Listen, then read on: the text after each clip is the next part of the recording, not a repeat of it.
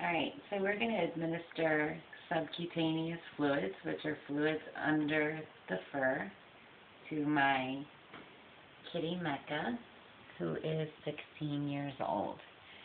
And she's gone into renal failure recently, so she has to have fluids once a day, and she has to take a potassium binder, which we use children's Pepto-Bismol. And my parents have come up with a unique way to give her that. We'll go through that in a second. So we're going to do fluids first. So this is a big needle. You're going to need a needle. It's probably a 14 gauge needle. And when I take the cap off, I'll show you how big it is.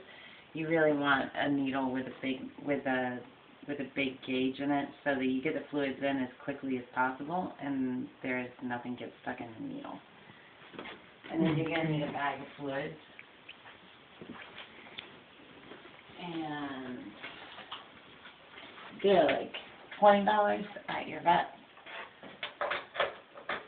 So these fluids have like potassium and sodium in them. So she's getting her electrolytes. So you twist off the bottom cap, that's the green part. Just twist it off, don't pull. And then you're going to want to twist this on to this area because it screws in here. And then we're going to pull the top part of this needle off. And now you can see how big the bevel is. It's pretty big. If you don't want to stick yourself with this, you really want to be very careful. You really should never recap the needle, but in this case I'm going to do it so that I can get Mecca in here. And I'm basically administering these by myself, but if you're a first-timer, you don't want to do that. Because as a veterinarian, the veterinarian may make it look really easy because your cat's already freaked out and doesn't have anywhere to run. So they're usually going to hold still, but when you get home, they know where they can go, so they're going to run amok. And Mecca's pretty used to getting fluids now, but that doesn't mean she likes it. So I'm going to put her in a comfortable position in here, and I'm just using the bathroom because I have to hang it from a coat hanger. It's okay, Miss Mecca. So try to be real comforting, and you're going to want to, like, while you're administering fluids, if you have a partner, you want somebody who can stroke the head like this because that's really confusing to them if they can't really do anything while you're doing that. Okay, Miss Mecca. So you want to grab part of the scruff, which is up here. There's a lot of extra skin here. You don't want to go too deep. You want to go right in the middle of that scruff. So you kind of make a triangle here with the skin. Uncap your needle. And you want the bevel to be, the head of the bevel, the tip to be on the bottom with the hole at the top. And then we're going to do a stick. When you stick, it's gonna be hard to push in. There you go. But you don't want to go too slow because you don't want to hurt them. I know, baby, I know. Okay, now you want to check your flow, which is up there. That's the strip. That's the drip right there. You can see she's moving around, so she's kind of like closing up the needle with her skin. So I'm going to try to comfort her. If you're not getting a good flow, you first want to try to turn the needle inside the skin before you try pulling it out. Once you pull it out, you can't stick it back in. She needs 2 units, so it's got to go from the 4 to the 6 up there. So okay, so if I move the needle, you can see the flow is going to get faster or it's going to get slower. So that's not the flow I want. I want to go a little faster. There we go. And now she's moving around again, so I have to kind of calm her. The fluids just lay under the skin and kind of disperse through the body. So when she gets up, she's going to have a big lump in her side. But it'll go down. She'll be fine.